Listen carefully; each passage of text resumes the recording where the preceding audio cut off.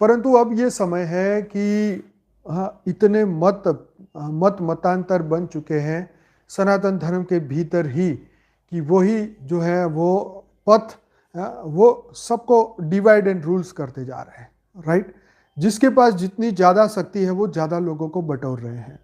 हाँ, मैं किसी की संप्रदायों की यहाँ मतों का खंडन नहीं करता, मैं यहाँ किसी की बुराइयाँ नहीं करना चाहता, परंतु कैसे ना कैसे करके धर्म के अंदर भी बहुत सारे संप्रदाय बनते गए और वो अपने अपने हर एक अपने ही गुरु को बड़ा बनाने के चक्कर में या उन्हीं की बातों को आगे लेके जाने के चक्कर में बहुत कुछ हो रहा है, राइट। बहुत बड़ा कन्वर्जन सनातन धर्म के अंदर भी हो रहा है।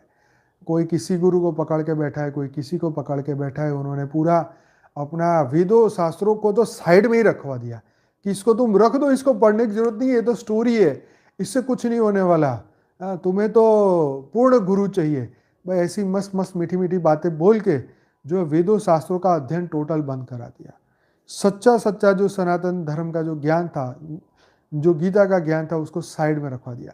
छोटी छोटी बातों में ही आपको तृप्त कर दिया गया कि भाई तुम ये कर दोगे तुम्हारा भला हो जाएगा, तुम्हारा ये हो जाएगा, तुम्हारा भाग्य बन जाएगा, राइट। इसी बातों के अंदर जो है इसी बातों के अंदर जो है लोग जो है उसी में खुश होने लगे कि भाई 10 साधुओं को खाना खिला तो बस बहुत हो गया, 50 गरीबों को खाना खिला तो बहुत हो गया, भाई इतने भूखे लोगों उनका ये कर दो, एक संस्था बना दो, इस संस्था में ऐसे दुखी लोगों का उनकी सेवा कर दो, मंदिरों के बाहर जो लोग आते हैं उनका सेवा कर लो, ये कर लो। मतलब ज्ञान मार्ग को टोटली बंद कर दिया गया और सिर्फ सेवा के कार्य में ही बुद्धि को लगा दिया गया। बुरा नहीं है, लेकिन आत्मा का कल्याण क्या होगा सेवा करने से? कोई भी ऐसा कर्म बता दो जिस कर्म को करने से तुम्हारा मोक्ष हो जाए, बताओ बताओ। कहीं पर कोई भी जगह पे ऐसा कोई कर्म नहीं बताया कि ये कर लो और सीधा तुम्हारा मोक्ष। एक ही कर्म बताया, वो है ज्ञान मार्ग।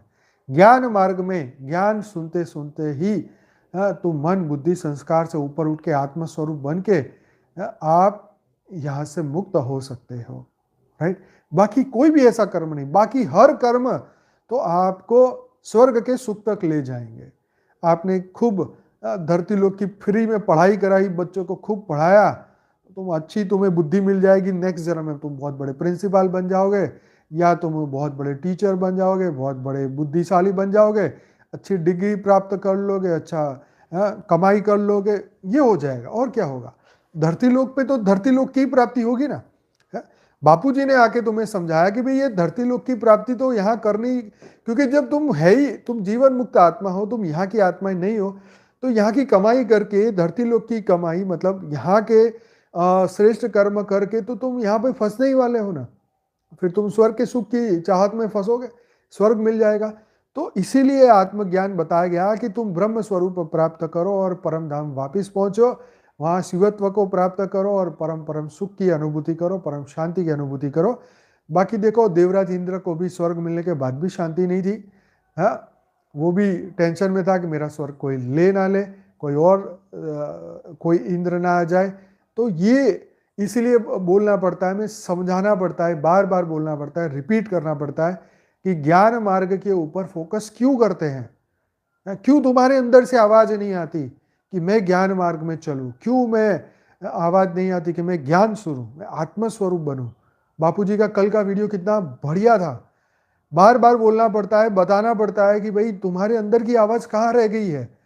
तुम्हारे अंदर तो ये समझना है कि हमें 1 घंटा जो ज्ञान मार्ग में हमें लगाना है, 2 घंटे लगाने हैं ज्ञान और योग में, क्यों हम नहीं करते? अंदर की आवाज कहाँ फंस गई? और यही कि धरती लोग के कर्म कर करके खुश हो रहे हो, अरे मैं तो 4 घंटे पूजा कर रहा हूँ, मैं तो ये कर रहा हूँ, मैं तो वो कर रहा हूँ। तो भाई इससे तुम्हें क्या ही मिल जाएगा? तुम स्वर्ग के हीरो बन जाओगे और क्या बन जाओगे? धरती में तुम्हारी लॉटरी लग जाएगी, अरबों खरबों रुपए कमा लोगे, इकट्ठे कर लोगे, लेकिन अंत में क्या? तुम्हें अच्छे बीवी बच्चे मिल जाएंगे, अच्छी डिग्री मिली है तो तुम अरबपति खरबपति बन जाओगे, पर इससे क्या? आज भी ऐसे साइंटिस्ट है जो साल के 100 500 करोड़ रुपए उनका उनका पैकेज है, 1000 करोड़ रुपए साइंटिस्टों का पगार है, लेकिन उससे क्या? बड़ी बड़ी कंपनियों में है बड़े बड़े लोग, लेकिन उससे क्या होगा? उससे आत्मा की गति नहीं होने वाली।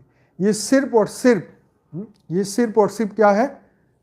ये अपनी इच्छा पूर्ति करने के लिए हम करते हैं, लेकिन यहाँ से कुछ प्राप्त नहीं होने वाला। ये बार बार बताना पड़ता है कि ज्ञान मार्ग बहुत विशेष है और ज्ञान मार्ग में चले बिना मोक्ष नहीं हो सकता। भक्ति मार्ग जरूर से अच्छा है, हेल्पफुल है, विश्व कल्याण के लिए वो भी जरूरी है। वहाँ पर बहुत लोगों को मतलब नास्तिक से जब आस्तिक बनते हैं, बहुत ही उनको ज़रूरत है एक सपोर्ट की, इसलिए मंदिर है, संस्थाएं हैं, इतनी सारी संस्थाएं बनती जा रही है, इतने सारे लोग संस्थाओं में जाते हैं, कुछ ना कुछ उनको प्राप्ति होती है। एटलीस्ट घर में लड़ाई झगड़े होते हैं, वो संस्था में जाके बैठते हैं तो मन की शांति मिलती है, क्योंकि वहाँ का वायुमंडल अलग है, राइट। तो इसीलिए संस्थाएं भी बढ़ रही है, क्योंकि लोगों को चाहिए शांति। आज शांति कोई कीमत पे मिल नहीं पा रही है, राइट। और जो शांति नहीं मिल पा रही है तो शांति की प्राप्ति के लिए करे ही क्या इंसान? एक बंदे की दूसरे से नहीं बनती, दूसरे के विचार तीसरे से नहीं बनते। घर में 5 लोग रह रहे हो तो 5 के विचार अलग, तो सबको अपने कमरे में जाके ही शांति मिलेगी कि भाई किसी के साथ बैठने जैसा है नहीं, अपने रूम में शांति से रहो। तो कहने का मकसद ये है कि सबके विचार अलग हो रहे हैं, सबकी अगर वो ज्ञान मार्ग में नहीं चल रहे तो कहीं ना कहीं तो फंसे ही हुए हैं। तो बुद्धि से सभी लोग फंसे हुए हैं, बुद्धि से मुक्त होना पड़ेगा और अंदर जो हमारी आत्मा का जो लक्ष्य है उस पर काम करना पड़ेगा, राइट। हर दिन जो हमने जो सोचा है वो हमें करना है, नहीं तो हम नहीं कर पाएंगे। सीधी सी बात है। जो हमने जीवन का एक